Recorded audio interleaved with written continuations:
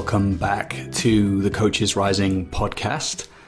Today I'm going to be speaking with Matthew Zoltan, and I've appreciated Matthew's app, which is called Undo. And so we're going to explore Matthew's approach to meditation and healing today. We'll explore Matthew's approach in general, his challenges that we spend far too much time trying to think our way to healing and growth, and his advocacy of dropping into sensing and sensation to both activate our physiology's innate healing process and as a way to access an empowered kind of self-leadership where our actions and thoughts arise out of our felt experience and not in disconnection or opposition to them. So we're going to be talking about this mind-body connection. It's a topic that I think is really important for us as coaches. So we're going to talk a lot today about healing.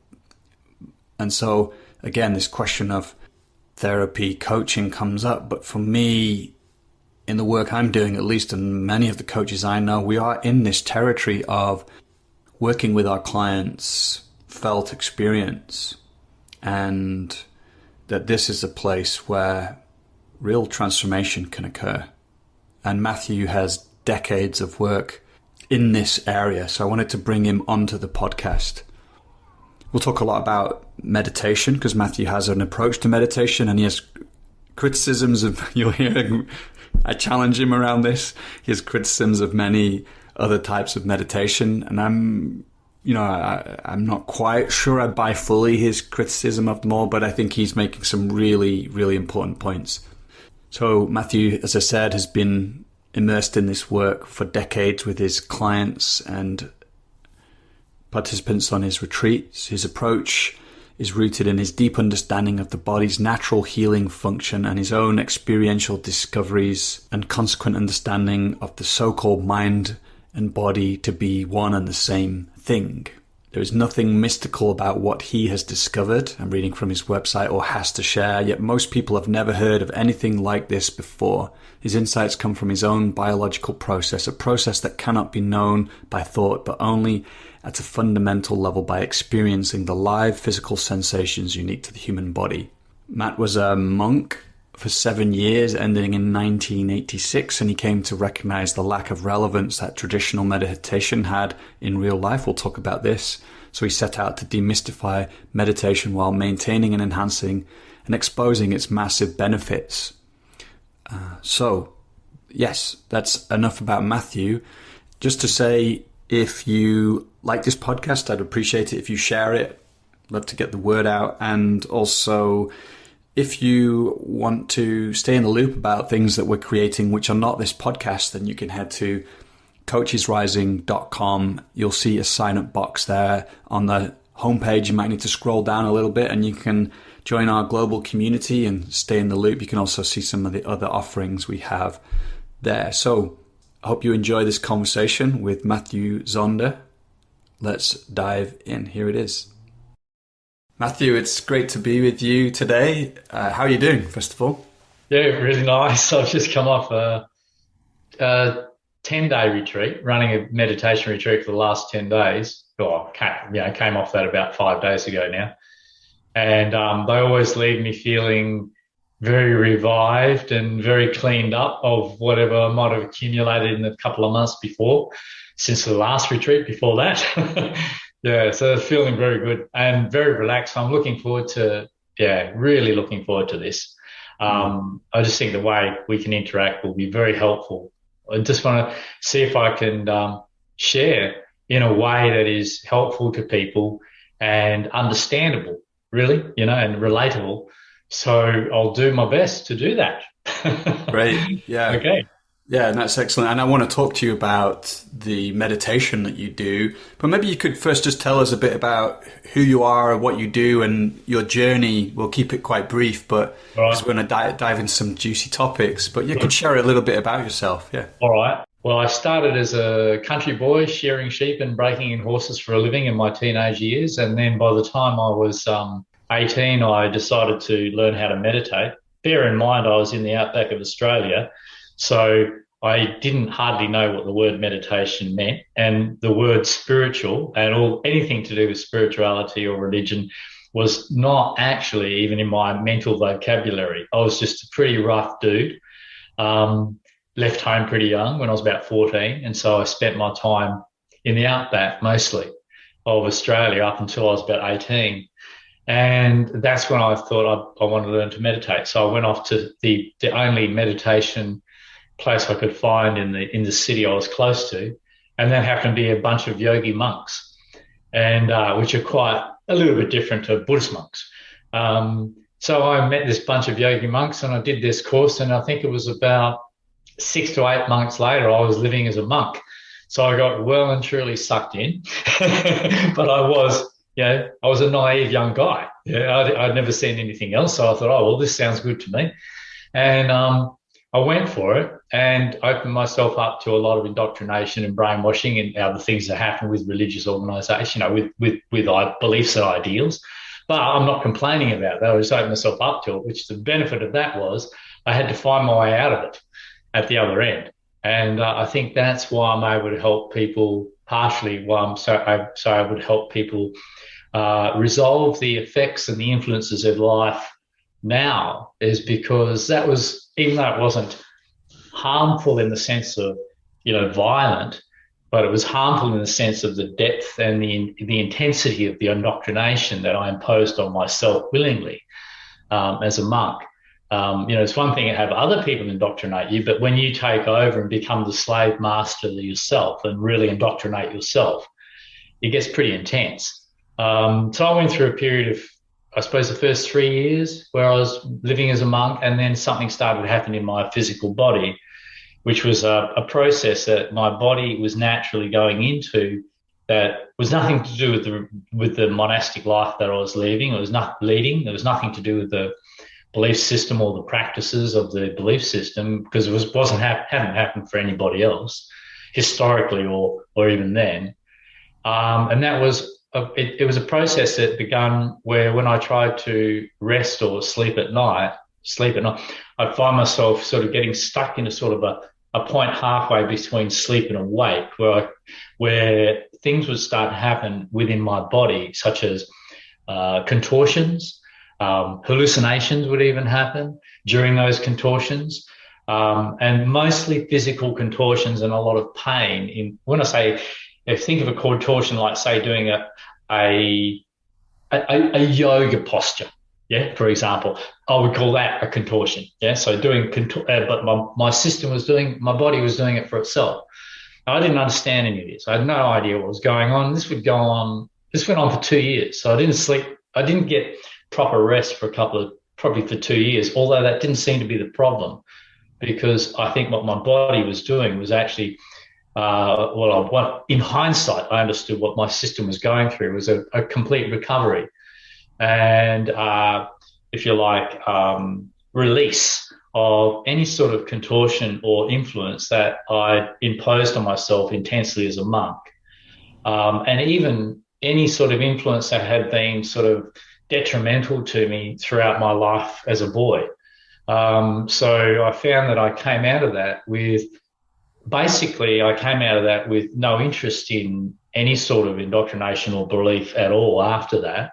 Because could I ask you about that? Just when you say that word indoctrination, because, in our minds, we might think of like cults, we hear of where people really, really get brainwashed into believing what seem like really wacky things, yeah? Yeah. Are you talking about that kind of indoctrination, or are you talking about, this was actually just a traditional, I think you said it wasn't Buddhist, but a traditional kind of religious place where you would study meditation and practice? I mean, what kind of background was the place? And so I guess I'm trying to say, like, was it on this further end of the spectrum of like cult-like, or was it what most people might consider to be more mainstream?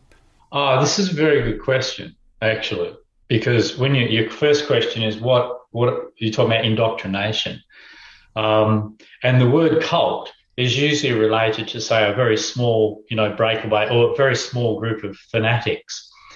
But if you think about it, historically, all major religions began as a cult, a group of fanatics as far as that culture in that era was concerned. Well, this is how I see it, that all major religions basically began in the same framework. Someone came out with a breakaway idea, or someone decided to teach something that they've experienced to other people, and then other people followed them and copied them and built on what they started. And, most people, after hearing about a established religion like Buddhism, Christianity, Judaism, whatever it happens to be, they become established through, centuries and generations of what I'm calling indoctrination. That right, so it's more on, So it's actually something like Buddhism, you would say. That's an indoctrination because it's something that you're taking in quite passively. If you grow up in that culture, for example, you're taking that in quite passively. You're just used to hearing that words or those ideas, and so you grow up with an idea of the world and yourself that is not yours, but has been given to you or imposed or impressed on you by the people around you. And you end up thinking that these ideas and beliefs are actually facts, when in fact, no one's really established any of them as facts. It's just that because they've been talked about so casually for so long, for so many generations, and that's all we've really had in a big chunk of our thinking, that we don't ever stop to think, did we ever question these ideas, or did we ever work this out for ourselves, or have we just unintentionally just believed it, and in that sense been indoctrinated, not necessarily into something that seems harmful, like you were saying, there's cults and so on. But what I've found is I don't think it really matters whether it's an extreme belief or a sneaky, mild belief. Anything that takes you away from your own sense of you as you are as an individual is depleting you. And weakening you, and you lose yourself in that. You lose your own self, and you don't get an opportunity to discover yourself from yourself and for yourself as you naturally evolve from a child through to an adult, but you just end up a copy of everybody else. And without realizing that, you are indoctrinated. You're living out an indoctrination. So the word, I don't mean it in a harsh way, but in a normal way, right. Really normal way. I'm thinking, like the Buddha, for example, if we talk about Buddhism, he said, don't believe anything I say. Yeah. Find out for yourself. Now, I know that, he probably meant very well with that, and it's a good instruction, and yet probably, as we all do growing up, a lot of people stop doing that or don't do that and actually, like you say, absorb these beliefs and ideas without questioning them. And so I'm all for what you're saying, actually. What is it to actually kind of connect to our own sense of sovereignty or authenticity and find our own truths? And yet I'm still wondering, something like Buddhism, we might say, it contains some good ideas inside of it. Or would you question that? It's certain things it's pointing to, like the path out of suffering. Would we not say that's a good thing? Yeah, you would say it's a good thing, but because it's not really the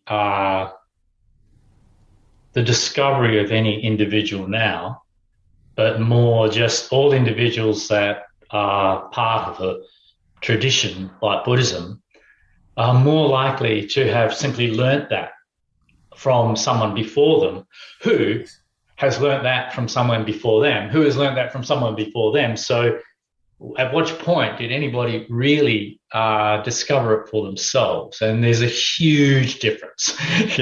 Everything that I've experienced since going through that change has always been, it's everything I've discovered for myself. Nothing.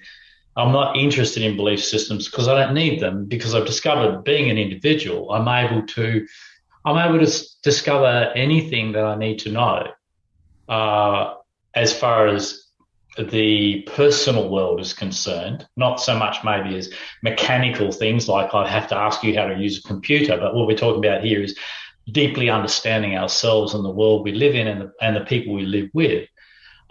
that information is already accessible in a much more natural way, I've found, and that is not through the ideas and the thought processes of these various ideologies and philosophies.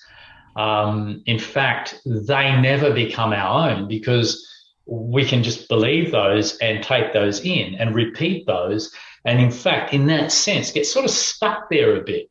So when I hear people talk about, this is great. So you said, like with Buddhists talking about, isn't it a good thing to get out of the world of suffering?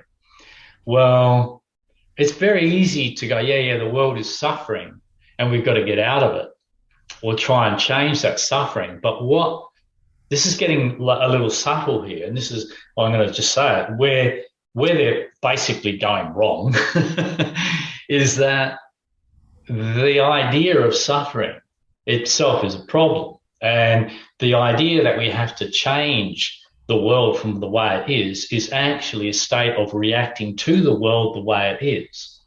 And so as long as I'm reacting to anything in myself or anything outside of myself, that reaction is what's causing me to suffer.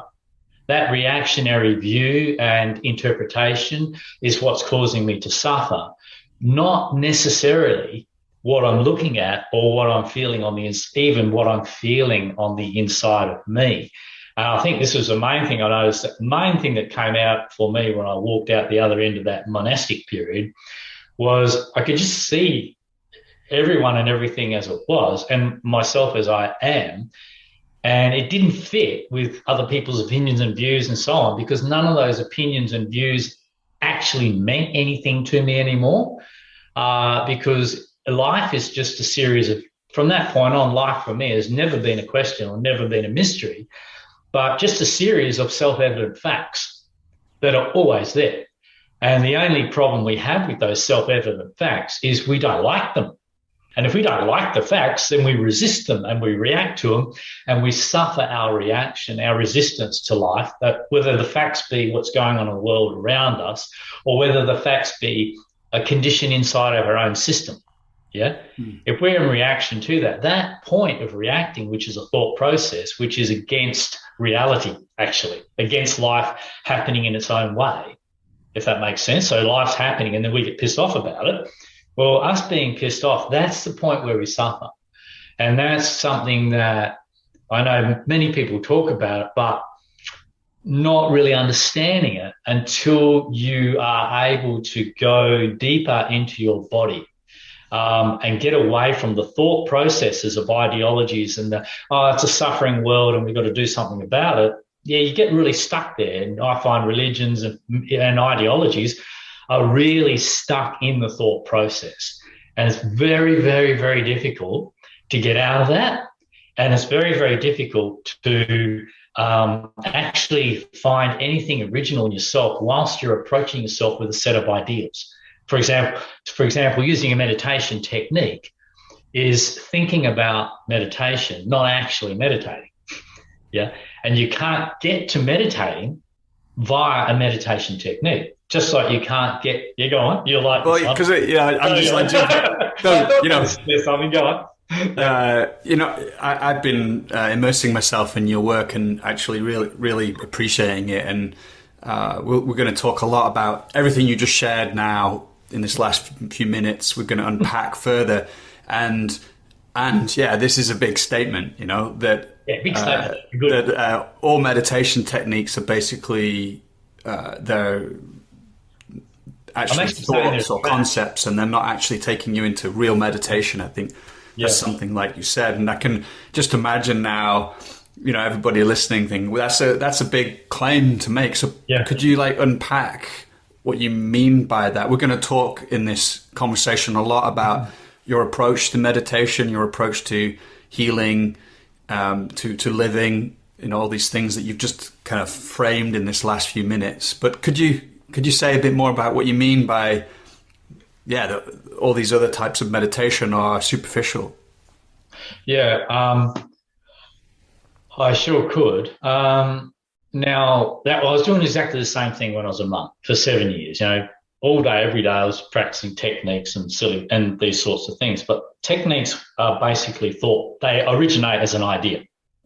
which you're going to apply to yourself and also apply to yourself to achieve something. So if you're trying to achieve something, you're not meditating. If you're applying something to change the way you are, you're not going to get in touch with the way you are. So you're not going to understand yourself. And essentially, what's been lost through the world of meditation traditionally and today is what really is meditation for, other than to get in touch with yourself and understand yourself as you are, or enlightenment, know yourself as you are. But this knowing yourself as you are becomes a bit of a mythical confusion, because then the people say, but how do you know anything?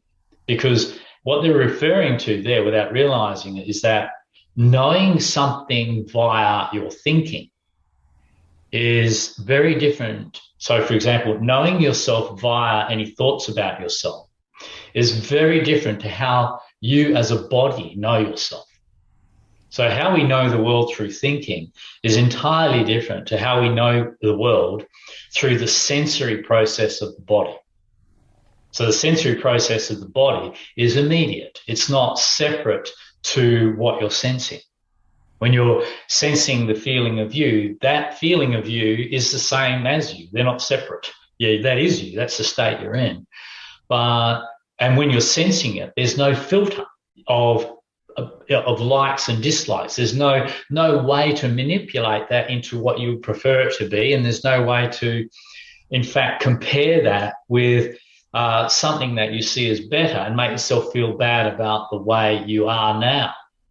So the way we suffer mostly is comparing ourselves with an idea of how we have been taught we should be. And this is because we don't really understand the significance of the way we are, being that I'm in this condition that I'm in right now as a result of everything I've been through.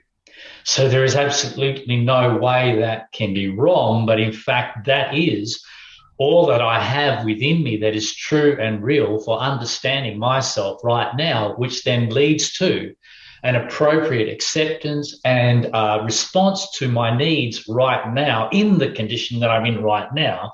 But if I compare that condition with an ideology or an ideal of what I should be, or compare that condition with someone else, then that's where I can end up feeling very unhappy about my condition and miserable about my condition.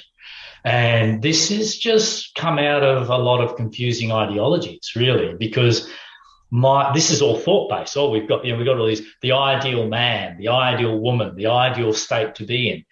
It's not true. It's not healthy. It's separating us between one set of ways of being, which we call positive, and another set of ways of being, which we call negative.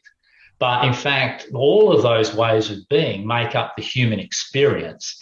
And only because we judge or condemn any of those ways of being or react to any of those ways of being, whether we be angry or peaceful, for example, or whether we be frightened or confident, only if we react to any of those ways of being do we suffer those ways of being. So when you say that, do we suffer them? You mean, do we suffer from them, or? No, we don't actually. We suffer. Yeah, we don't actually suffer from fear. We don't actually suffer from anger, and nor does anybody else suffer from our anger. In fact, the only reason I'm going to dump and project my aggression and anger onto you is if I'm already reacting to and rejecting the disturbance of anger inside of me to the point that it makes it overwhelming for me on the inside, and then I'm triggered by anything on the outside and I just burst out and hurt other people. But this is only secondary projection of my anger and harming you. Anger only becomes harmful after we've attacked it in ourselves. If we don't attack that anger in ourselves, what happens? What's the alternative? To feel it. Yeah. Now, if I feel it, and feel it also, hang on, this anger is part of me. So if I'm attacking or condemning anger, I'm actually if I'm trying to not be angry, if I'm trying to be a pure and virtuous monk, or, like I was when I was, 30, 40 years ago, really, I'm completely against what I truly am. I'm actually attacking the person that I am as a result of the life that I've been through. And I'm also attacking one part of me, of the whole human experience, over another part, trying to get rid of one and trying to achieve another, which all that ends up doing is creating split personalities in people. And I mean that seriously. This creates a duality.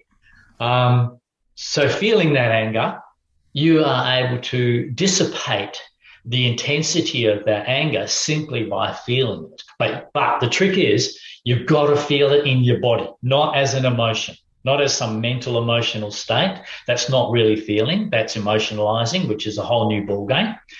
But there's a whole different ballgame. But to feel that in your body, just as the anger or the distress of rage that you're feeling in your body, that enables that to process and dissipate, and you will come to understand and also heal from that, why you're angry, especially if something that's been going on all your life, something really deep. That's how you get in touch with this underlying anger and distress that we live with, that we can never get resolution of. I'm just an angry guy, but I'm not just an angry guy. I'm a hurt guy, probably when I was a little boy, or who knows. But out of that, I'm annoyed, I'm angry, I'm pissed off. And if I can get in touch with that and feel that, that dissipates that, and that's how we start to heal. And this is where I go into, I'll let you talk, but this is feeling, truly learning to feel however you are, then your feelings never become a problem for anybody else or your own health. And this is not thought-based. This has to be accessed. This is accessed in the body. We're going to spend, I think, a long time unpacking that further. Right. So this is where I really resonate with, you talked a lot here about this self-improvement project that we can have, the ideal person, and, that we often then split ourselves. We project a sense of lack onto ourselves, that there's a place in the future where then I'll feel okay, then I'll feel how I want to be, and then we make like everything that's here now kind of wrong. There's a reactivity to it, which exacerbates the problem. You've got the point, exactly. And I think, I was listening to Nora Bateson the other day, who, interestingly, she had this provocative idea where she was saying the self-development movement in some way might have its roots in the field of eugenics, and which is, what the Nazis kind of really seized upon. But she was really challenging this notion, this aggressive notion we often hold of the better man, the better woman, the better person, and how we can impose that as an idea onto our experience. I'm speaking for her now. These are my words, actually. We can impose that on our experience with a kind of aggression. And so I think there's and it's perhaps we might want to weave in here the times we find ourselves in, where perhaps we've reached the peak of modernity and the Enlightenment era, which privileged the mind over the body. Maybe that started with the Greeks originally, where they artificially split mind and body and elevated mind and thinking over the body, and that creates all kinds of problems. And I think we're kind of having to resolve that issue now, which is actually an illusory issue, but we've just deceived ourselves into thinking there's a split. But I guess I want to come back to now, which is, do you feel, I'm going to ask two questions, maybe one we can unpack later, but it's like, isn't thinking have its rightful place? Yeah, it's not like all thought is bad, so there can be like, I don't know what to call it, but when thought is aligned with body, then it can have this very empowered, generative, authentic quality to it.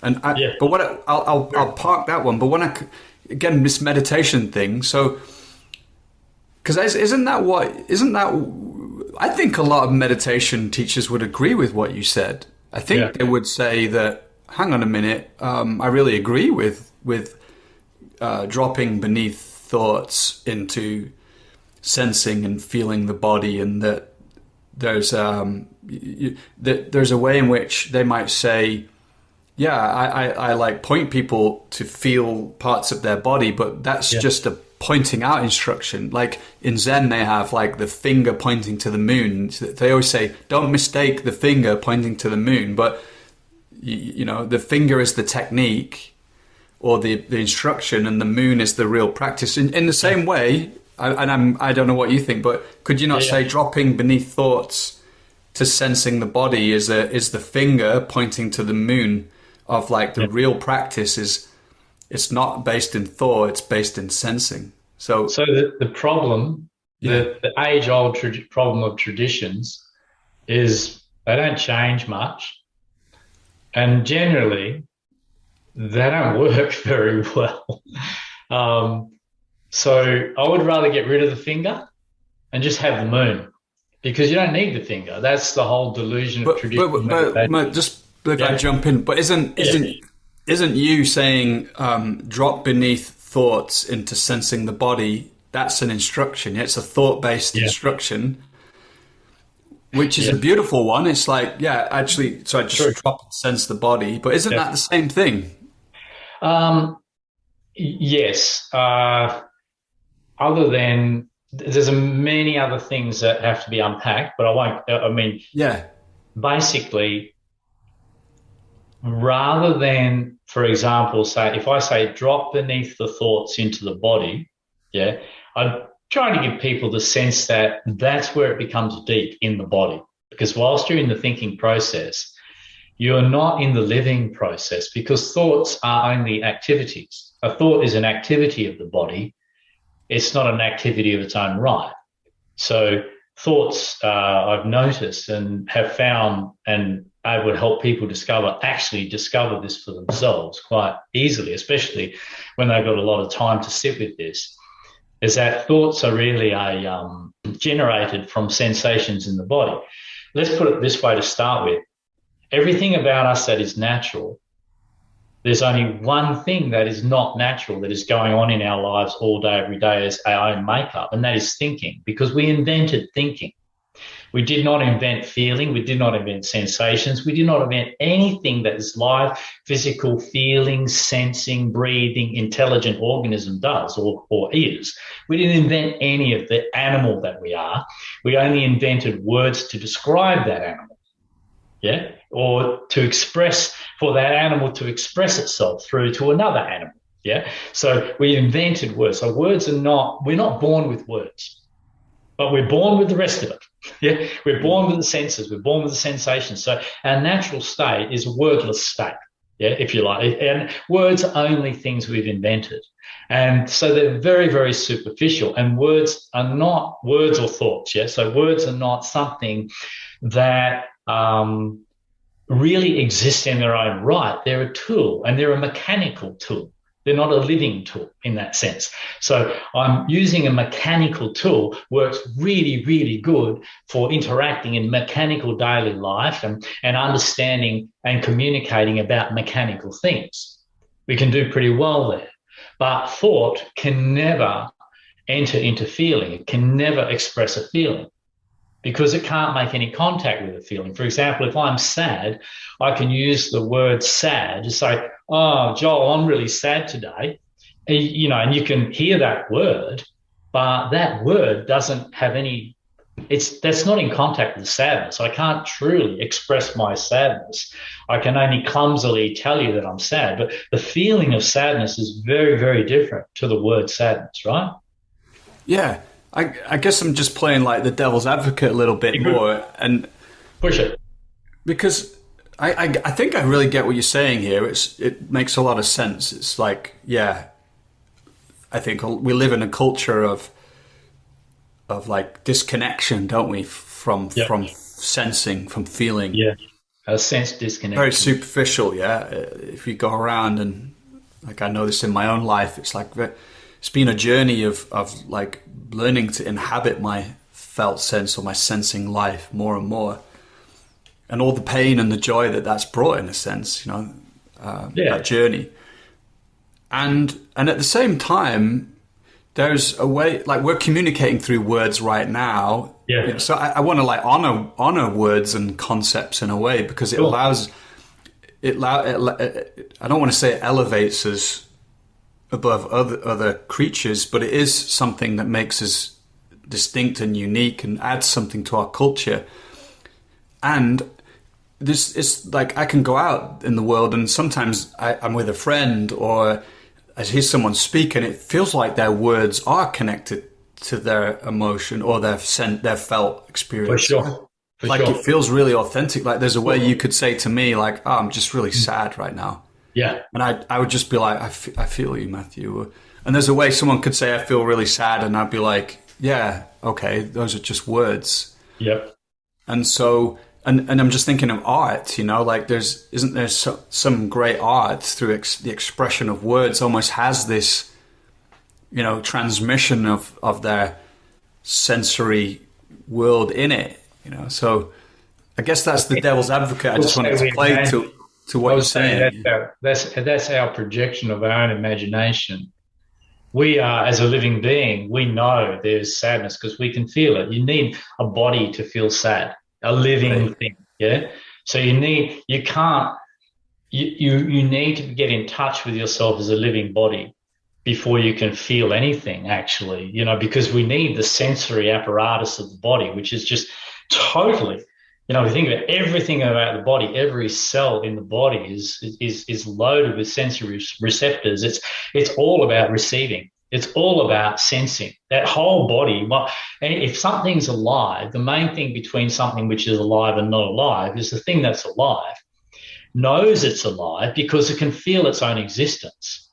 Whereas a painting can't feel its own existence. And even a thought can't feel its own existence because it's only a word to express something. It's there to describe sadness, but it's not its purpose. It's not the purpose of thought to understand sadness.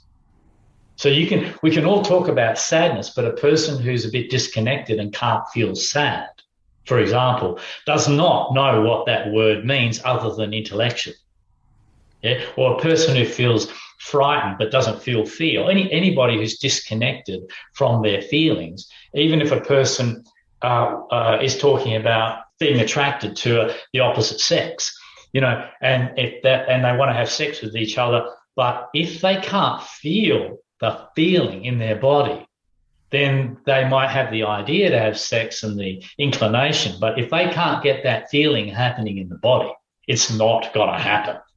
Yeah, that's where impotence comes in. So that disconnection, we can think and think and think and think and think, but if our thinking is disconnected from what we're actually feeling, it's not really, other than in basic numbed out, basic disconnected mechanical things we do in the day, for the expression of myself, I'm not going to be able to express the deeper, like you said, some people you talk to and the deeper feelings are there and you can feel it coming through.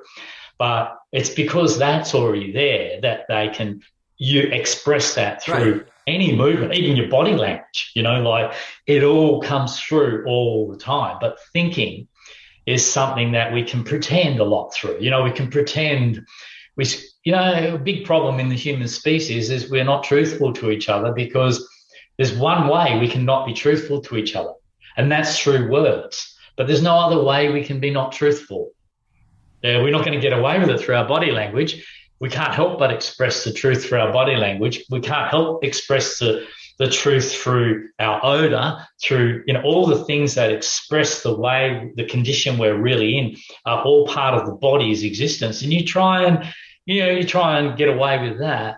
You're not going to, because we all pick up on someone's, this person's not quite honest with me right now. How do I know that? If I don't know the details of what they're talking about, I don't have the intellectual details. We know that on so many other levels. We know that in the tone of their voice, that's sensing. We know that in the look on their face, that's sensing. We know that in the look in their eyes, that's sensing. We know that in the way they're holding themselves or how we know all about each other way before thinking becomes involved. Yeah. So this natural intelligence of the body. I've gone off track a bit. What the hell? No, but yeah, it's well, actually, I think maybe it's a good place to ask about, you've been talking about this throughout our conversation, but more directly ask you about your meditation practice, the one you okay. offer. Could you describe what that is, and this path of healing as well? Yeah, I didn't actually answer that when you first started. So I just wanted to mention to all the people the poor people who have to listen to this tape, don't worry, it's going to get to a point and it's going to make a lot of sense. It's just that it's a big question, and it's a huge amount of confusion around meditation. When I was a monk, huge amount of confusion around meditation. The biggest problem that all the monks and nuns had was, how do you meditate? They didn't know. They were always asking questions about their meditation because they're always struggling with it. And there's one fundamental reason for it. Novice meditators couldn't stop thinking, and experienced meditators couldn't get out of their head enough to be able to go deep. So there was always this struggle. And that's because thinking has nothing to do with meditation. And if you try and use thinking for meditation, you'll get stuck there. Techniques you get stuck in. So I can even turn around and say, okay, so there's body scanning, for example, is a common technique, or focusing and concentrating on a part of your body to feel your body. That's not it. That's not what I'm talking about. That is not really, that's an outside-in approach, in the sense that what you're approaching, you said pointing the finger to the moon, yeah? You get too caught up in the finger, you miss the moon. Yeah, you get too caught up in the focus of doing it right, or the concentration, which is basically focusing, a mental focus. Yeah, you get too caught up in the mental focus. And then when your mental focus gets a little bit, scattered, you think you're doing something wrong. But that's the nature of thinking, is that it isn't really able to hold any point of concentration more than a second. And then you simply have to repeat that thought to keep going down that same track. So thinking is only a momentary thing. It's just not, it's only an activity. Whereas once you sink deeper than that into the body, you discover that that is as permanent as your entire life. What you are experiencing as a sensation in your body is going to be there from the time you're born to the time you die. And there's nothing that's going to stop that, because that is the life of you. Yeah, that's the only life of me that I can actually know, but I know it in a very different way to knowing through thinking, because I can't even know it through thinking. I have to feel it, yeah, and only feel it to really know the life of me. And that's how I know I'm here right now, yeah, because I can feel me here. So what we're talking about is, if I don't use a technique to focus in on the feelings in my body, which is to think about what's going on in here, or then what other approach is there? And I would say the main thing that occurred to me through my life is that, and not only after that experience as a monk getting out of all that, but as I've continued the next 40 years of working as a healer, basically, is that there is a completely different way to operate. You can operate from the inside out, but you can't operate from the inside out if you're so conditioned to always operating from the outside in and don't realize that's your condition.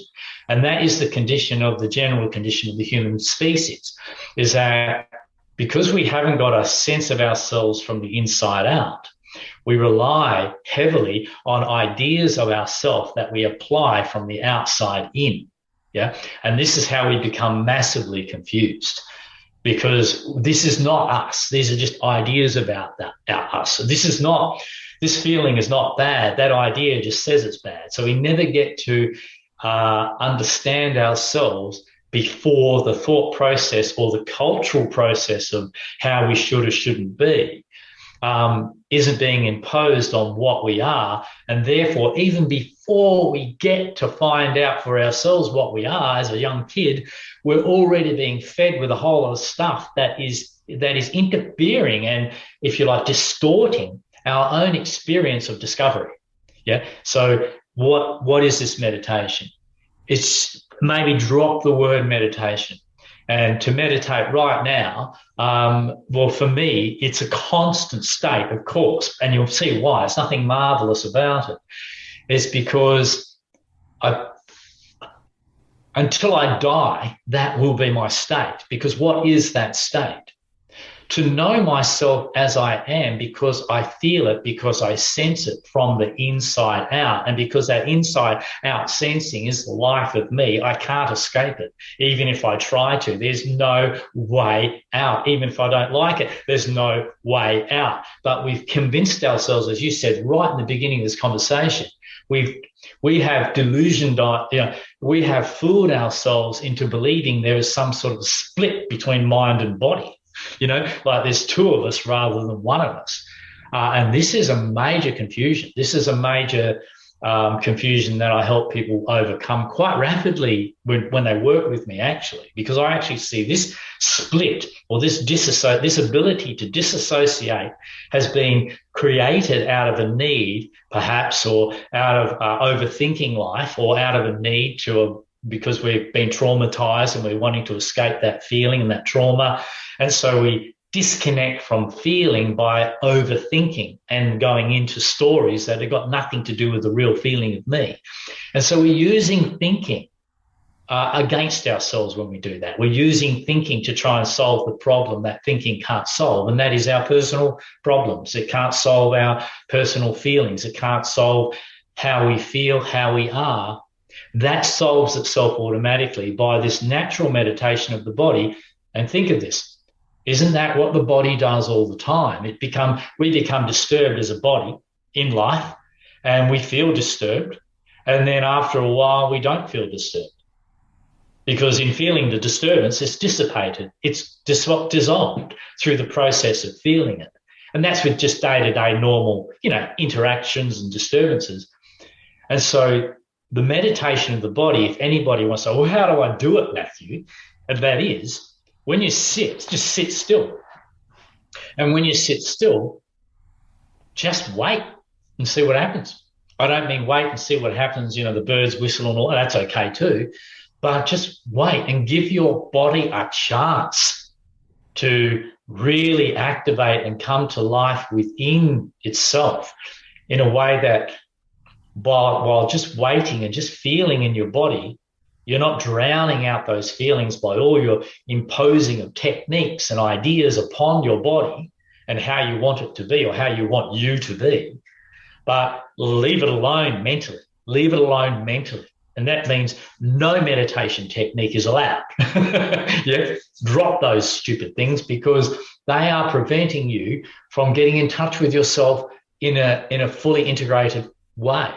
And you don't want to impose any ideas on yourself of how you should be. What you're trying to find out is not how you should be. We all know that already, and that's not helping. We need to know how we are, because until we know how we are, we don't know what our needs are.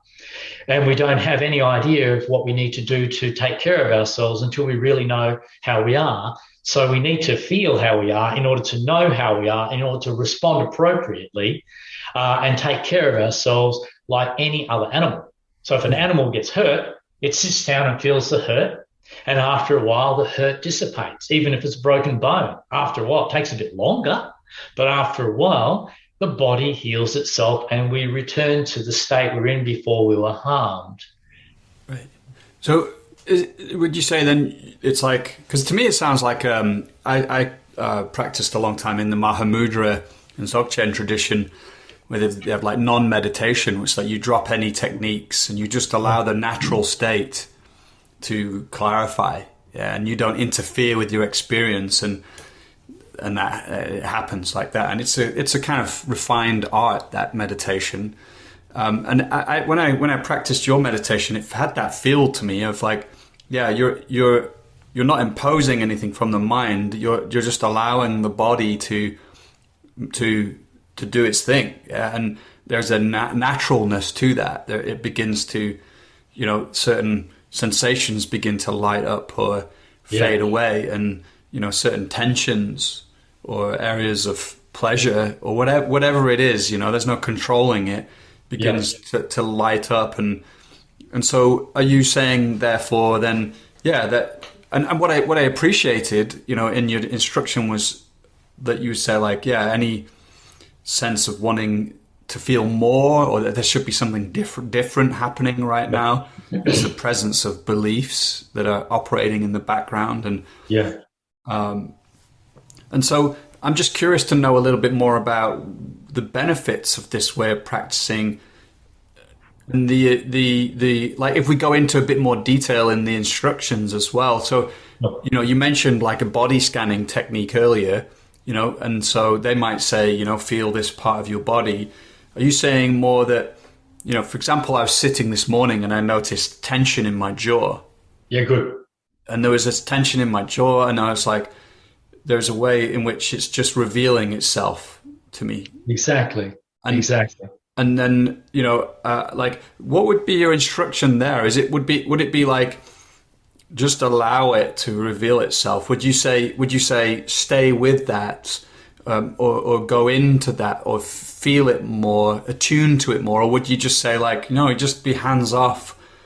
This is where it gets very important that the person needs a little bit of time to get past the effects that our outside in approach to ourselves through life, whether it's meditation or life in general, it's had very detrimental effects to the point where we aren't really able to appreciate life from the inside out, because life from the outside in is always exaggerating, always magnifying, always dramatizing. We're going to have this amazing experience. We're going to have this, we're going to have that. And the ordinary and the real becomes secondary in all of our thinking and striving for more and more and more. And as the ordinary and the real becomes secondary, we also become more and more desensitized. And so the human being is in an extremely desensitized state, to the extent where they don't even know what they're feeling, or they don't know what people around them are feeling, or they don't know what's going on around them at a sensory level, whereas every other animal on the planet does. The dog knows someone's coming to the house before the doorbell rings. And to be honest, this is a natural state for us as well, that I find myself having been in for a very, very long time now, is that I also can't help but feel the effects of anybody in my presence, and what's going on for them. I'm not saying I think about them and analyze them. What I'm saying is that because I'm not using the defense mechanism, and firstly, ideas about myself telling me I should be this way, telling me I should be that way. When they go, I've just got, this is the way I am, telling me how I am. And then when I've only got this is the way I am, telling me how I am, then whatever atmosphere or feelings my body resonates within another human being, or whatever disturbance I feel in my guts or in my eyes or in my head or in wherever I feel it, or if I feel horny, where do I feel it? I feel that in my groin. How's that come about? Because the girl approaching me is finding herself attracted to me. And so how do I know that? It's stirring feelings up in me, and so on. This is how we communicate well before thought. And when I'm open to that fact, that I'm not imposing anything on me, that opens me to the living fact of all the information coming at me from life around me. But this means I'm open to all effects of life, pleasure and pain, distress and relaxation. I'm open to the world. I'm open to everybody else. There's no defense mechanism. So being a sensitive creature, you feel a lot more going on around you that you may not want to feel, because you've learned to think that's wrong and bad. So it takes a little while through this natural meditation to actually resolve your biases about all the different feelings that you've learned to believe are not correct or somehow wrong. And as those biases drop away, you find you are completely at ease with whatever feeling is going on inside of you, because your relationship with those sensations, those feelings, change from being merely a way to feel either miserable or pleasurable to your greatest source of ongoing information about yourself and the life around you at every second of your existence.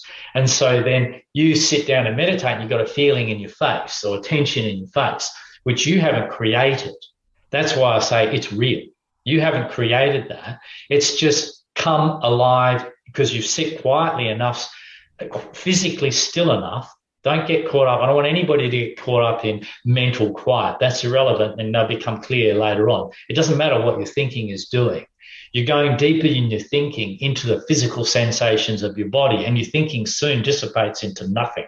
So within no time at all, for example, it's typical. I've just run this 10-day retreat, and 5 new people who have not meditated came on that retreat.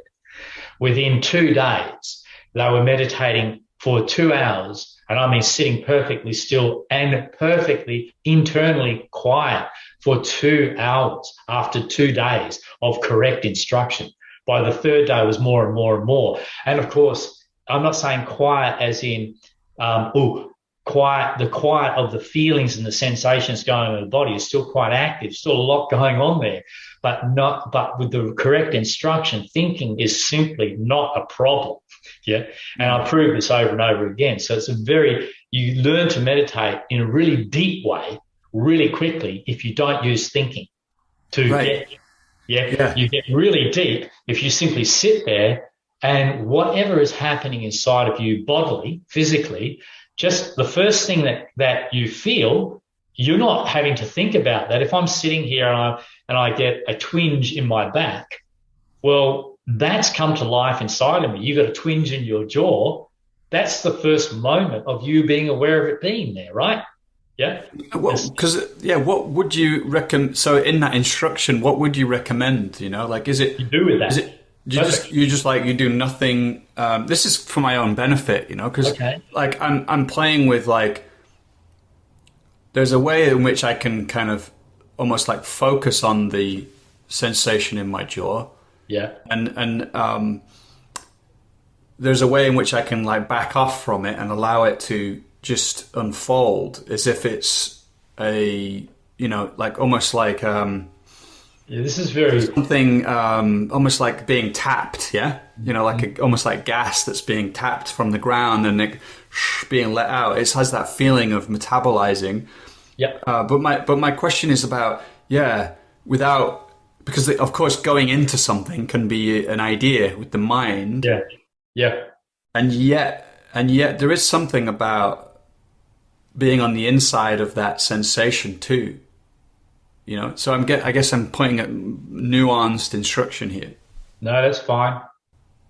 There is 2 types of thinking essentially. That is the thinking you learn from others, that you get from outside of yourself and you apply to yourself, and that is what I would call false thinking. It falsifies you. Apart from mechanical thinking, just, you know, it's thinking about yourself.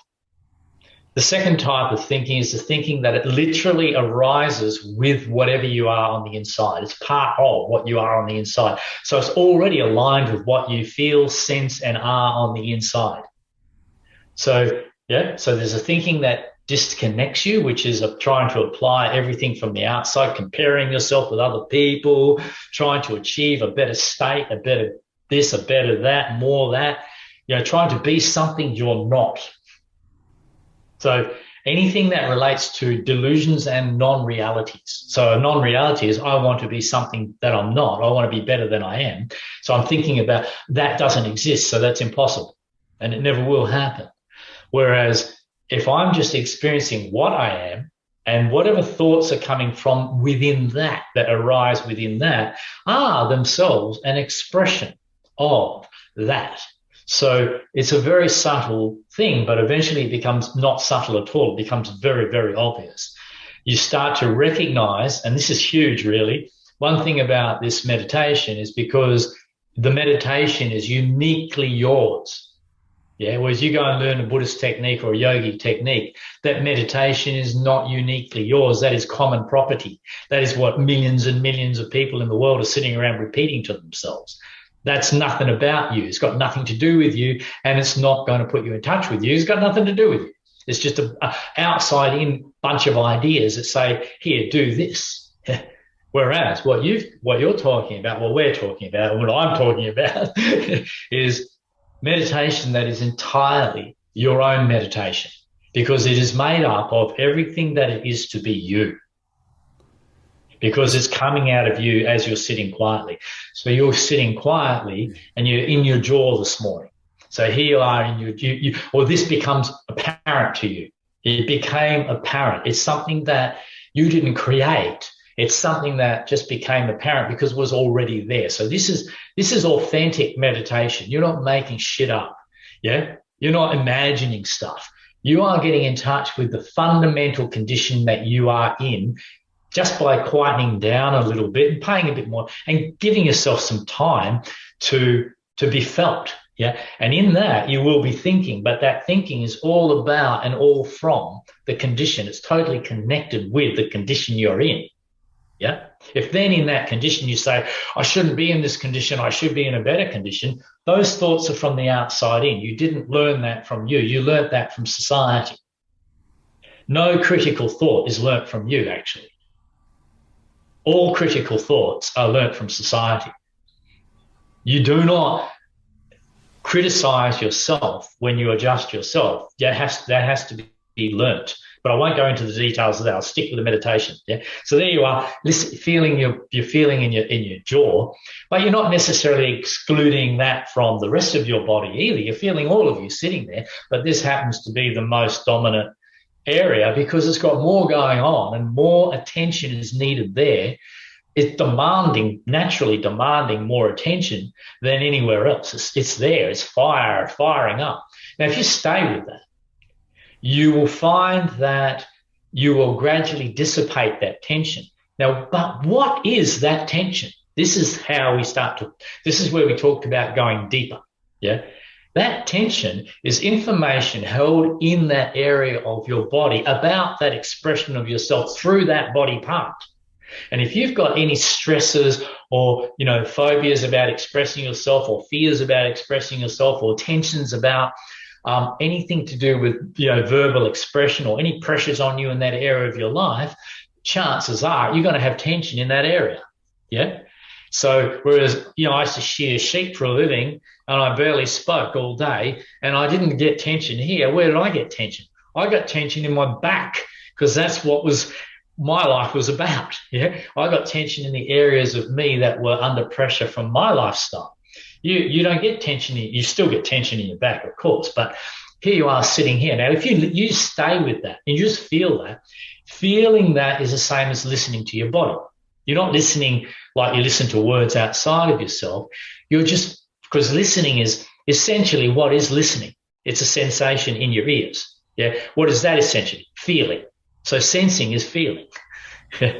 So you're feeling that jaw, and as you're feeling that jaw, it's starting to dissipate.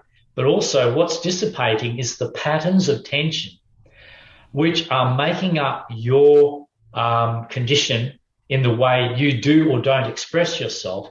And as they resolve themselves by just feeling it, you will recover cognitive memories about this. It will start, your body will, if you, in that sense, become a wealth of cognitive information as well as a wealth of deep information that is resolving. So this has been very much overlooked, that the way you are already is very important, however it feels. And feeling that sensation will take you deeper and deeper and deeper into both the understanding of that sensation for you and the resolution of any unresolved stresses or memories that are held in the body, in that particular body part.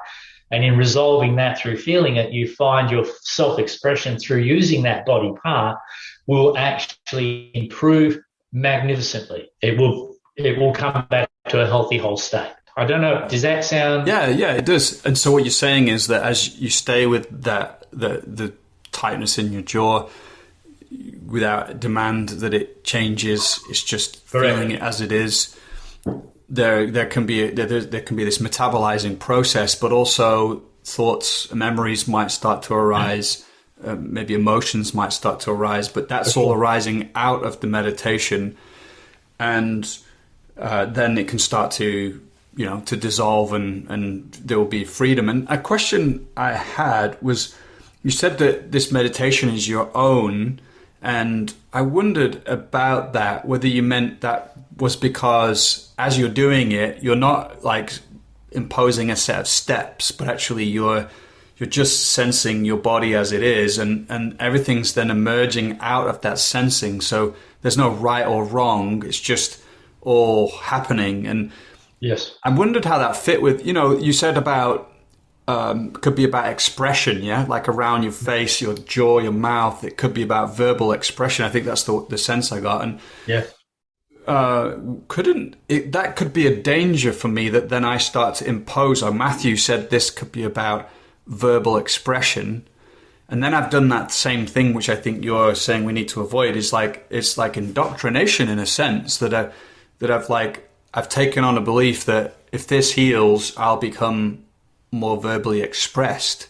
Whereas actually what I think I hear the invitation is just the what it's about the understanding of what it is will emerge out of the feeling of it. And but it might be that you've seen that there are patterns, that there are certain areas of the body that are become filled with tension, that have a common symptom related to it, and we can map that onto people. Sure. Regardless of what I've discovered, it loses its significance if it's not your discovery. Regardless of what I've discovered, your point is super important. Yeah. That yes, you can, even if what I'm saying is correct, if you take that, this part of my body is relevant to this type of action, or because of this type of thinking, I've got stress here, and you can take that as an outside-in idea that someone like me has discovered authentically. Yeah. And if you apply that to yourself, we start a new religion. And that's the difference between the authentic person who discovers something for themselves and the people who follow that person. Is the followers get the outside-in interpretation, but they haven't discovered it for themselves. If they have to, once they do discover it for themselves, they are no longer a follower. That'll go in a minute. Sorry. Yeah. So they're no longer a follower. They are their own source of understanding now. Right. So what you're saying is very important, because we're talking about taking an idea, and it is only an idea when I say that to a person. That's not their discovery yet. So even though this has been my work for 35, 40 years to understand thoroughly through deep tissue body work and through all the healing that I've done for many, many years, I've seen, and through the processes I've been through myself, of course, I've seen that the body itself, every part of the body has a specific expression about it. And that so all of our thinking around sexuality originates in our genitals. It doesn't originate in our brain. It originates in our genitals. The sensations that drive any thinking originate in our genitals. The information of our stomach when we're digesting, any digestive problems, is not disconnected to problems with digesting any sort of experience in life. So these things do tie up in the stomach area and so on. Yeah. And I have actually, for my app, the new meditation app that I'm launching in a week or two, I have actually a whole section in there on the mind-body connection, but also there's about 65 sort of guided meditations in there for people to use to go deeper into areas of their body when they find there's an illness or an ailment there, to guide them in the correct approach to opening that up, but only to opening that up, to opening up that information so that they can then let that information flow. The danger is always that they just go with the superficial part and just do the meditation, or, I know what that body part means, and it's like it becomes a bit of a game.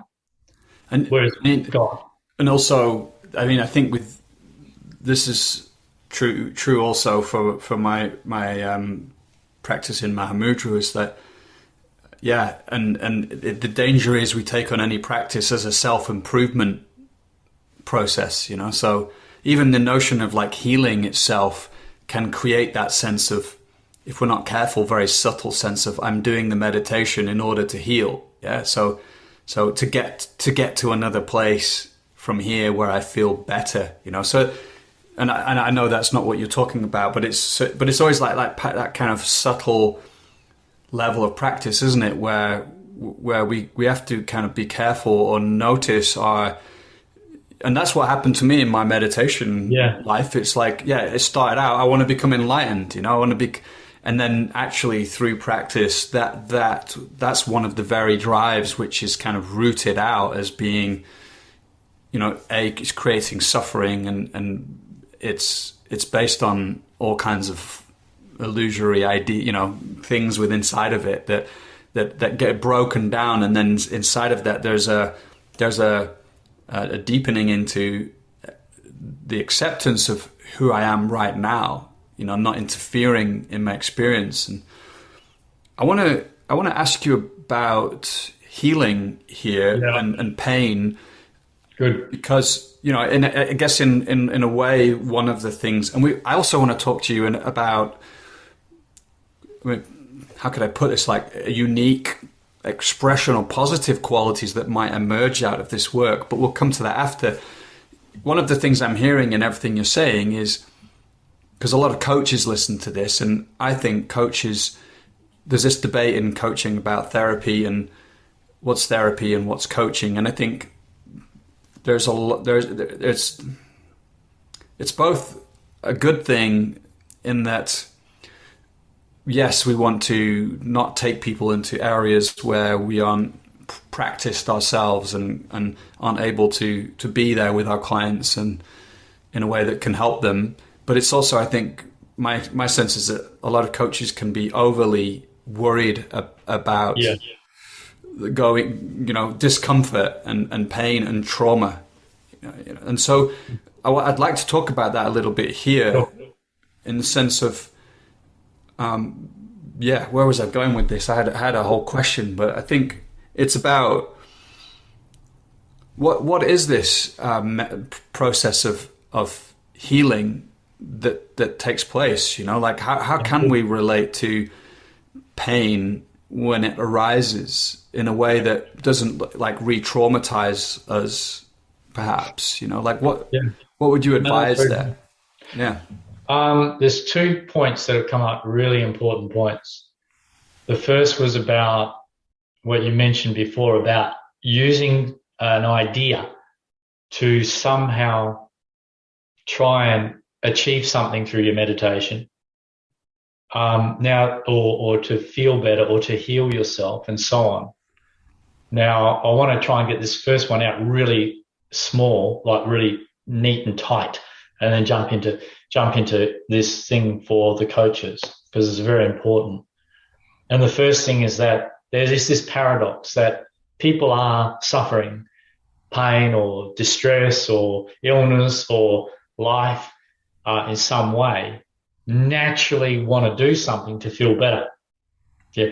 But the paradox is whatever they do to feel better is a reaction to the way they actually are, a rejection of the way their life is, their relationship is, their health is, and therefore an unintentional either suppression, denial, avoidance, or even an unintentional attack on themselves for being the way they are.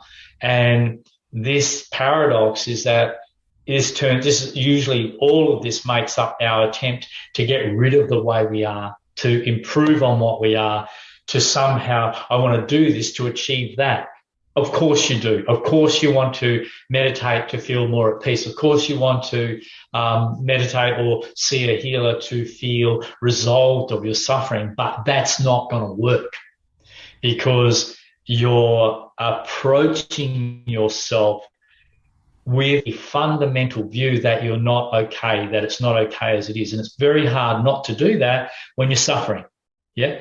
Yet the only way I've found to truly resolve that suffering is to understand that you have to feel the way you feel, go a bit deeper than your thoughts about it, and actually go into the experience of the condition you're in, not intellectually, not emotionally, but as a physical sensation in your body. Get back in touch with how it feels in you to be the way you are.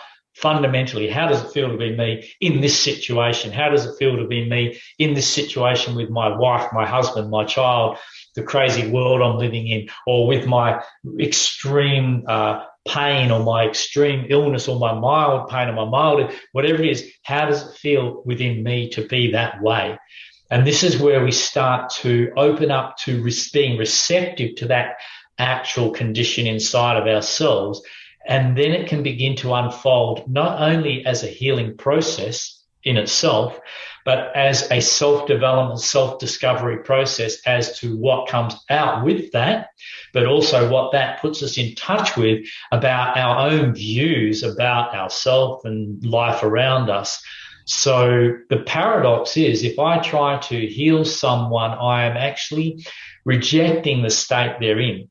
I'm actually a very, very effective person in the healing profession. As in, with the approach I have, is helping people get past their objection to the way they are and fear of pain and illness, to change their whole relationship with pain and illness to simply being something that is coming out of me, out of the body of me, in order to teach me about me, this is how my body is talking to me, in order to put me in touch with my condition. Now, what does that mean? When I can get past my mental complaints about my condition and just come back into the feeling of it, feeling my pain, feeling how it feels to be sick, feeling how it feels to be upset with someone, actually triggers a process in the body that is the actual healing process. So feeling your pain is how you heal your pain. Avoiding your pain is how you suppress and, in fact, worsen your pain. Feeling your distress in a relationship is how you start to process your own distress, your own reaction. And as that reaction processes, so you become less distressed inside of yourself, more able to then respond to the situation in your relationship, rather than projecting all of your own unresolved pain into it and complicating it, not being able to be responsive or receptive to the other person's needs. So the more we learn to take care of our own needs, the more we're able to be there for other people's needs and have a better relationship, for example, and resolve, even in a business situation. You're really, really stressed about something. Best thing to do is feel the distress inside of yourself until that dissipates and settles down. Then you can respond to the situation a lot more rationally. It's a really basic, logical thing. Yeah. So the thing that people are, and the thing is, you're not going to use the technique. It's not a technique to try and change yourself. As you start to understand, that's not going to help me. So this meditation is based on a lot of understanding that you gain along the way, experientially for yourself, that this is not helping me to do it this way. And as you understand it's not helping you to attack your pain, you start to be more open to, okay, what about if I just feel it? And then you start to feel it and you get the results immediately. And you start getting more results of relief from that. And then that really opens up your natural healing process. And this is when you really start to understand. And that's when the breakthrough comes. And it doesn't take long, in a retreat environment with me, or if I'm working on, working as a counselor with someone, it doesn't take long for me to get them in touch with that and to start to get results that way, which is, okay, what about if I'm just open to this pain, this distress, this disturbance, this physical ailment, whatever it is, by feeling it. Feeling is the key.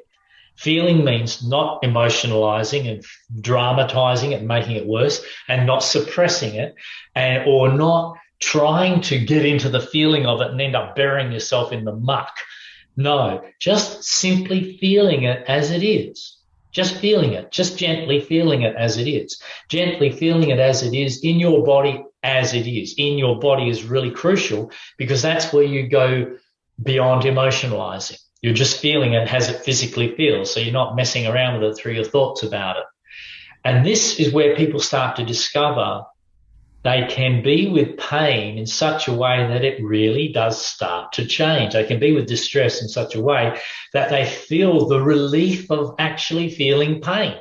Yet they're relieved to feel that pain. They're relieved to feel that distress. And that's why I said before, people who came on that last meditation retreat with me, after 2 days of never having meditated before, they're sitting there for 2 hours feeling their pain and being perfectly happy feeling it because they've learned to get past, I've guided them past this conundrum of this paradox that you want to get rid of it, but you can't go in there and try and get rid of it. The only way you're going to get the result you want, get the thing you want, which is to be free of suffering that pain, is you're going to have to begin by feeling that pain, but feeling it in your body. So the next thing is you're talking about your guys who are coaches, yeah? And there's this, I don't want to, put someone in touch with their trauma or something and, go too far in case it all goes to shit. Well, the problem in any one of us is complex, mainly because of our thought reactions about it. And so we've got psychiatrists, we've got meditation teachers, we've got masseurs, we've got counselors, we've got doctors, we've got what was the other thing I was going to say? It doesn't matter. We've got coaches. Yeah. And we've got trauma therapists and we've got relationship therapists and we've got this therapist and we've got that therapist. And it's like, we've got a different therapist for everything. But you know what, guys? It's exactly the same thing as what it boils down to. Trouble with all these therapies is it gets really complex and it gets really hierarchical. And we think, this is important over that. And really, the coach is just as important as the psychiatrist, as the chiropractor and so on. They're all important. But my point is to do with this concern about you don't want to get into the area of being a therapist. Well, don't get into it. Just simply do what every therapist on the planet is forgetting to do. And that is encourage that person back into the feelings in their body. Just say, when they're getting stressed about something, you're helping them through a process of actually creating a better life for themselves. Just say, well, whilst you're creating a better life for yourself, why not you can resolve the life of your own pain as well, and that will help create a better life for yourself. So all you've really got to do is tell people about, try feeling how you really do feel in your body sometimes, and find it in your body and just feel that. When you feel a bit distressed, how does that feel in your body? Just feel that for a while and then get on with your normal regular coaching, but don't be frightened to ask people and try it out for yourself. And my meditation app out there is very, very educational in all of this, and use that to increase your understanding of what you're doing for yourself.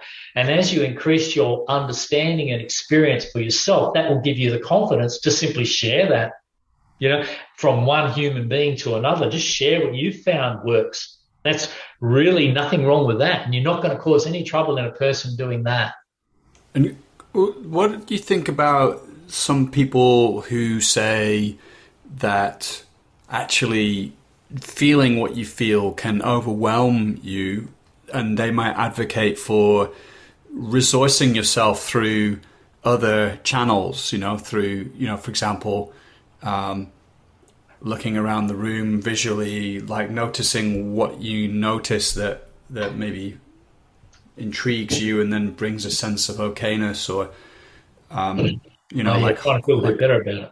Yeah, or like holding an object, or going to like what you can hear, so they're like saying, bringing a kind of titrating effect. You're resourcing yourself in another channel of experience before coming back into feeling.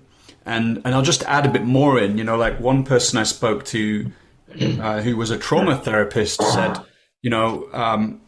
that's what we used to do, is tell people to feel all the time. And actually I stopped doing that. And what I do now is I help people build a connection to a sense of okayness or even pleasure, enough that then this is where I think it dovetails with what you're saying. He said, so that they build enough connection to pleasure and okayness that then the body begins to heal itself. Yeah, you don't have to work on yourself. So I think I'm curious what you think about that, because in some ways there's differences and there's big similarities to what you're saying. Yeah, no, it's really good.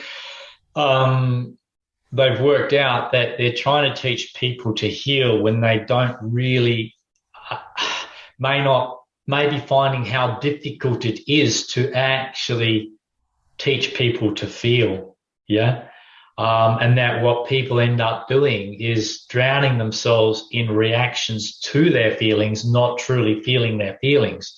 So what this friend you talked about has come up and said to you, you know, he's found a very good solution in how he's working with people, I think, because he's saying, okay, just listen to the sounds. So in other words, just don't get imploding into the feeling. But remember, there's this whole other world outside as well. It's not just what you're feeling inside, but there's the sound of the birds or the feel of the texture of something you're holding in your hand. Okay, this is a bit of a distraction from what you're feeling, but I don't think he's using that as an intentional distraction from what you're feeling, but more he's using that to distract you from what problems you're making with your feeling, so you can get your thinking out of the way by, you know, occupying it with the rest of what's going on or something you're actually touching. And once you're doing that, then, and you're still sitting quiet with all of you there, I presume they're still quiet in their therapy with him. And then he discovers, well, then the body starts to heal all on its own, simply because you're no longer trying to heal. You're no longer chasing it. You're no longer trying to fix yourself, which is an underhanded way of attacking the very thing you're trying to heal. So he's getting them out of their own way very, I'd say cleverly, you know, like it's quite clever. I think that's really good. But it also reveals the fundamental problem is that people are struggling with feeling, because what feeling means to them is not really feeling at all. It's a mixture of thinking and emotionalizing, reacting. It's not actually the quietness of feeling the sensations in your body exactly as they are. Yeah. So this was probably the main thing when I was about 30, in my early 30s. I'd already been working for quite a while with people, and I started running meditation retreats again, once I, you know, got over all the monastic stuff. And the main thing I discovered was why people couldn't progress in these retreats was when I was saying, come back to your feelings, is I'm going to say this, it sounds quite strong. In my entire life of working with people, I've never met one single person. I'm talking 30, 40,000 people that I've worked with, but I'm talking about day-to-day people too, that I've got these deep conversations with, to actually discover people don't actually know what it means to feel. I've never off the bat met anybody who actually knows the subtlety, the actual reality of feeling. They've always got some thought process in the mix, and they don't really know what it means to feel, because feeling is a very, how should I say, vulnerable state. There is no protection to feeling. There's no way of changing it. It's just how it feels is how you feel, and people are frightened of that. So that fear becomes a reaction. That reaction of what you think about your feelings with your feelings, that's what emotion is. Emotion is a mix of thinking and feeling, and the thinking distorts the feeling into something that overwhelms you. And this is emotionalism. And emotion has the main difference is emotion goes on ad infinitum and destroys you, whereas feeling comes to its own healthy end as it dissipates in the body. So very different effects from emotion and feeling. Yeah, emotion overwhelms you, feeling dissipates any overwhelmment, and eventually completely disperses. The body completely disperses and absorbs that feeling, and you're able to get on. And in other words, feeling to heal whatever you're distressed with. So it's a really good thing you told me about your friend, what he's saying there. But what I'm finding is what I'm able to do, I'm not saying he can't do this, I don't know the man, but probably can't. Yeah, what I'm able to do because my understanding is vast in this area, I'm able to actually help people very quickly learn the difference between feeling and everything else that we do first, and as a part of introducing them to feeling. So then they can sit with those feelings. Like I said, last meditation retreat, the 5 new people that were on it were sitting with just what they're feeling in their body after 2 days. And so after 10 days, their traumas, their serious traumas of childhood, trauma and abuse, and the cognitive suppressed memories of those were being recovered. But the actual effect of those traumas in them, or how it made them feel so unable to operate in life, these effects were also processing. But this is a retreat. You've got 10 days to do the work, or 20 days to do the work. This is not just a 1 or 2 hour session. So you can't expect the man to get that sort of results in a 1 or 2 hour session. But what I'm saying is, once a person understands how they feel, those people now will go home and they know what it means to feel now. So they won't ever have the need or the desire to avoid any distress or any feeling. And I know that's a big claim, but I find that is the main effect that my work has, is that people change their relationship with trauma, with pain, with illness, with anything that disturbs them, to something that they really want to feel, because if they feel it, they know this is the progress that's going to make their life the life they really want it to be. And that's beautiful to hear. And I guess the last question I have is the life they really want to lead. Do you find in your life, in your students' lives, that people begin to, the trauma and the conditioning that they've carried their lives is integrated, is released or healed, and then they access a greater intelligence or like sensitivity, and that they're moving through their life informed by that, like you said, that people are actually very numb or desensitized. So people are resensitizing and they're attuned to their environment and other people and how they feel. And even, like we said earlier, that their thoughts and their ideas and their words are coming out of this felt experience too. So there's a different place one lives from that feels more fulfilling and free, or whatever word we might want to put on it. Do you find that's the case? That is absolutely the case, actually. That is probably, to varying degrees, from the time they've done their first bit of work with me to 20 years or 30 years later, which a lot have done, you see the varying degrees of exactly what you're describing of, one, increase in intelligence, and then two, a total transformation in what comes out of them, because what's in them is different. So it's not forced, it's coming out naturally because what's in them is different now. So what they say is different, how they say it different, what they think is different, how they think about themselves and the world is different. And so their world becomes a different world to what it was when what they're expressing before was made up of a lot of pain. But I'd like to bring it in on this intelligence area, because I think all your people would really appreciate and understand this simple explanation of intelligence. And it's something that I discovered in working with people, is often when I first met people, they would be so traumatized that they would appear retarded, and perhaps on a classic interpretation, they would be classed as retarded. And that's, the more extreme level of the scale, But how many people are retarded in their ability to make money compared to someone who is very good at it? Or how many people are retarded in the ability to have relationships compared to someone who finds it easy? Or how many people are retarded in the way they treat themselves compared to someone who looks after themselves really well? What is this retardation? It's pain. It's simply pain.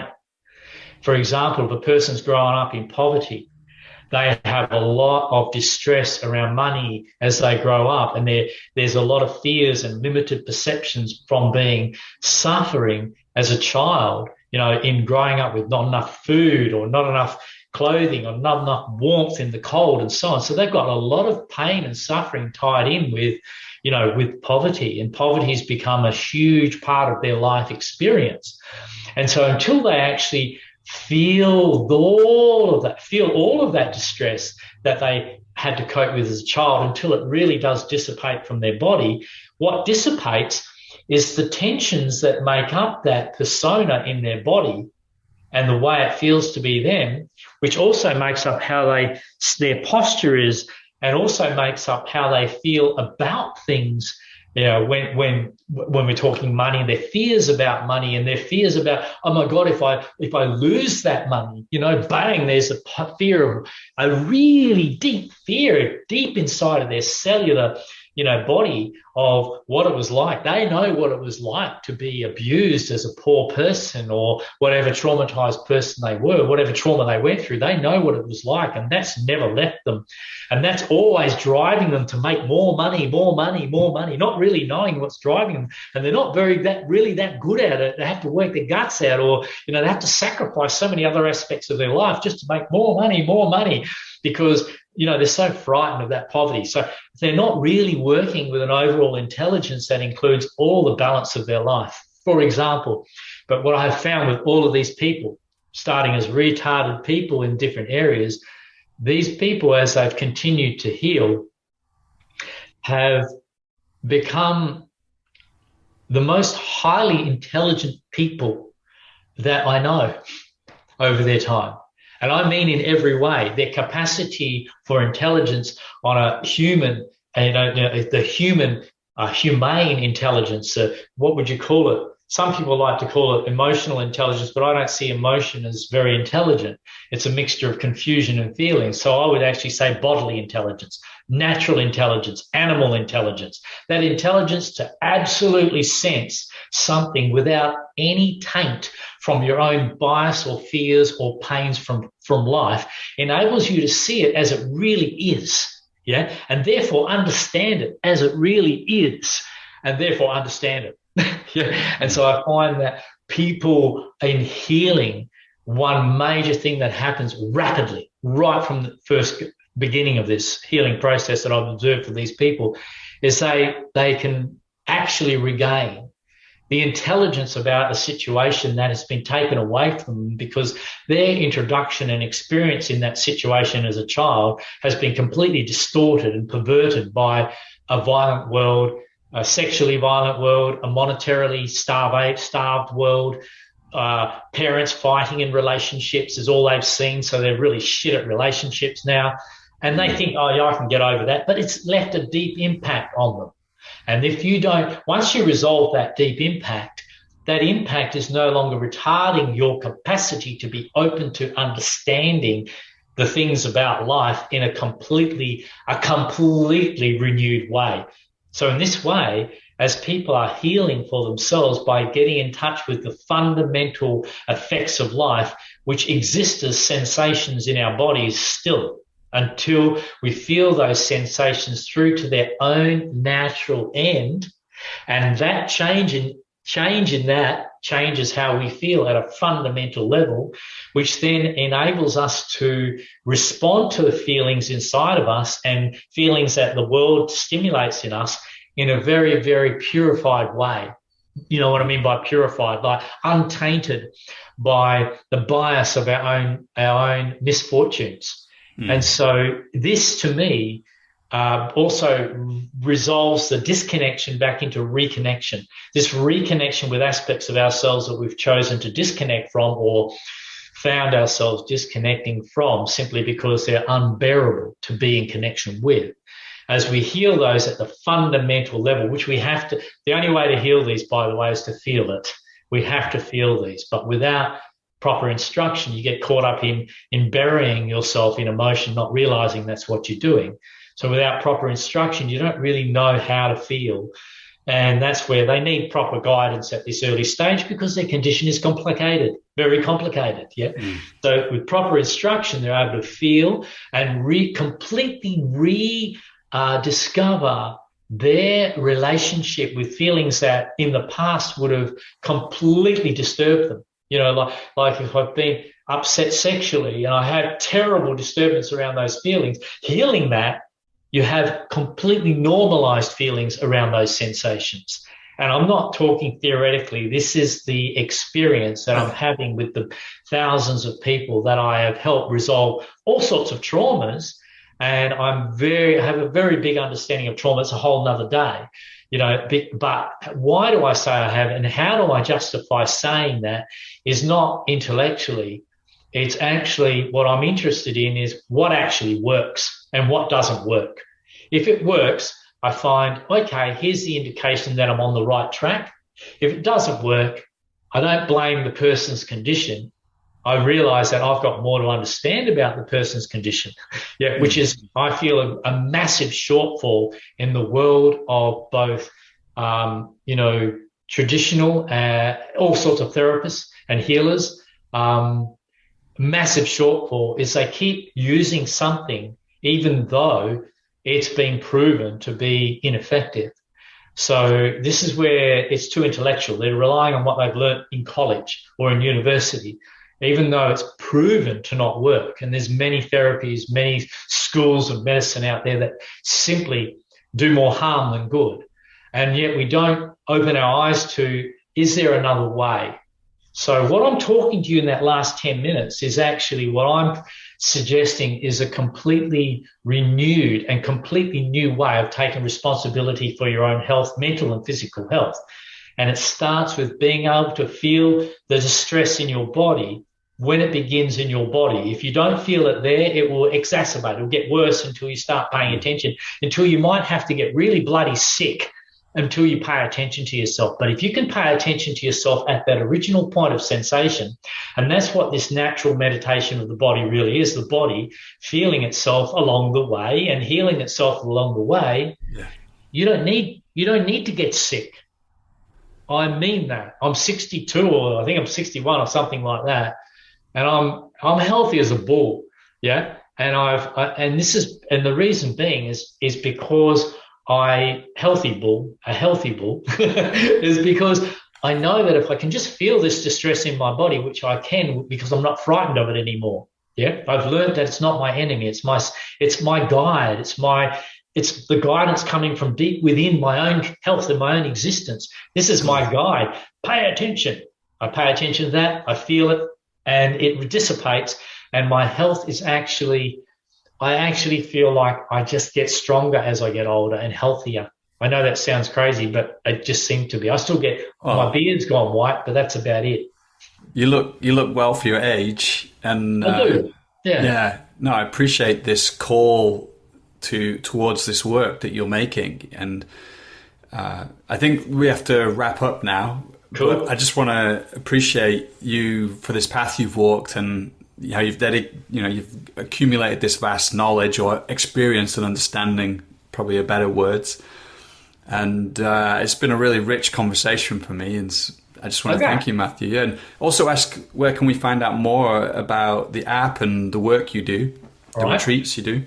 So I've got a list up on the wall behind me, so I'm going to read it out. You can download my app, but I would suggest to everybody here, you can download the version now, but it will be an upgrade coming in 2 weeks, and the upgrade is a lot better. Because what would be a date around that? Because people listening to this, this is probably What's the date today? The 16th of May. So why don't you wait till the end of May? Wait till the end of May. So let's go 30th of May. Download Undo app, UNDO app.com. That's that one. And that, especially for your guys who are, coaches and working with people, this will give you a way to work with yourself to new depths, and understand things for yourself and from yourself, will give you so much more understanding and confidence in going perhaps into those areas that you might be a bit frightened of. You'll learn not to be frightened of them, that it's not necessary to be frightened of something once you can see how simple it can be. So I'm really keen on, it will just help you really. The app is really covering all the different areas of life that we don't understand properly, so we get mixed up in. It's very practical. So I think you guys will find it really, really helpful to deliver your work and keep delivering it in, even a much more beneficial way than you are now, because you'll get more confidence, in what you're doing. And I would really encourage that because you're a human being like me, and you've got in you what needs to be shared with other human beings. Is it's there, and that app will help you find that. The other one is quietretreats.co, which is quiet, Q-U-I-E-T, retreats.co. And that's for online meditation days with me. And also for the meditation retreats that I run, 10 to 21 day meditation retreats. And I've been running them over here in Europe now for only a couple of years. I think I did 4 last year, so they're going off quite well. And the interesting thing is I've got nearly 100% return from my customers here in Europe who started with me. So because it's working for them, it's really, really helping them heal their traumas and really progress. And so that's the online retreats. There's also mattzoltan.com, MATTZOLTAN.com. If you want to find out a little bit more about me, there's not a lot there, but that's good for online mentoring. So I'm mentoring people in, in any area of their life, really, business or, how should I say, anything you're struggling with, really, but also counseling sessions for deep problems over the internet, over the phone. I can work very well over the phone to get very good results. One-on-one's always lovely. Face-to-face is always ideal, but I've actually found, because I have to use this modem, I'm actually getting phenomenal results with people's, troubles. And I think the last one was, I already told you about. My wife just wanted me to tell everybody about the body tension translator in the app that you can use to connect the physical problems and the psychological problems into one, and the meditations in there that you can actually, only 5-10 minute meditations that you can use for yourself, but also for you can offer that to your clients who are struggling with some area. You can say, well, do this for this area, do this for that problem, because they're really specific for dealing with certain problems. And there's, I think, 65 of those in there, and they're quite good. I always hesitated, but I'm really happy I did them. So I think that's about everything. If you've got that information, I'm available. You can book in on, online for sessions with me, and you can have a look at the meditation retreat. My next one's coming up in October, which is actually a 21-day retreat, but you don't have to do the whole 21 days. You can do what you can do. And there you go. I think you've got enough, but, there's a lot more we can talk about. And, if I can share with people like all of your crowd and all your people, I just think that we just can pull together and just get better at helping all the people who really do need a lot of help, It's a shit of a world out there right now for a lot of people, and they really do need help. So the more we can develop in ourselves, the more we're capable of helping other people. Maybe we can, turn things around a bit in the world, but at least make it a bit more, more comfortable to cope with, So, it's been great. Thanks. I love talking. Thanks, Matthew. Just a heads up again, if you're not on our mailing list and you want to stay in the loop about other things we create, then head to coachesrising.com, put your name in the sign-up box there. You'll also find some of our other offerings, our online trainings for coaches there. And just want to end by wishing you well, and I'll see you again next time.